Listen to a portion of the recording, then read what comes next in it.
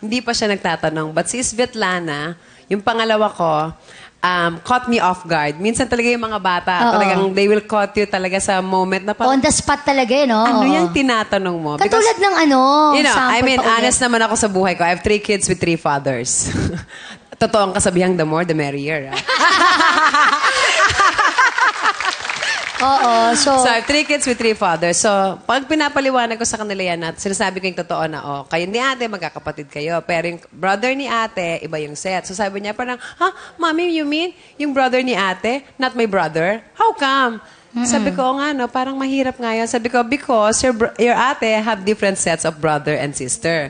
You have your own. Orion have your own. So, Mommy, meaning, if that is my brother, not the brother of ate, not the sister of Orion, sabi ko, no, it's different. Because we are different family. We are complicated.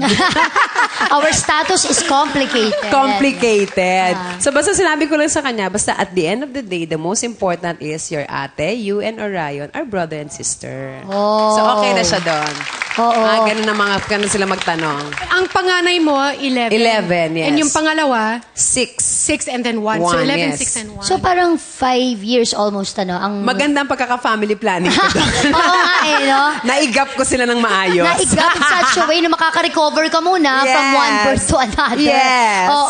Pero yun ang I was about to ask also, kay Wilma, yung mga ganun na on the spot ka ng kids, halimbawa lang, medyo awkward, embarrassing kasi may ibang tao. How do you deal with that? So far naman, wala pa sa mga anak ko ang nagtanong sa akin sa harap ng maraming tao. It's because siguro din yung the way you train your children, na parang kasi may time ako, may patience ako, may time ako over and over and over again. Yun at yun din lang. So sila din, alam nila, pag halimbawa maraming tao, they know how to behave properly. Or minsan, si Beth, parang ang lakas-lakas ng boses niya, tinanong niya, Mommy, how come the mother of my classmate so taba and you're not? Parang Beth, you don't say that to other people. You don't judge other people. Sabi ko, maybe kasi baka malakas siya kumain. Yan ang sinagot. Oo nga. May ganyan sila, no?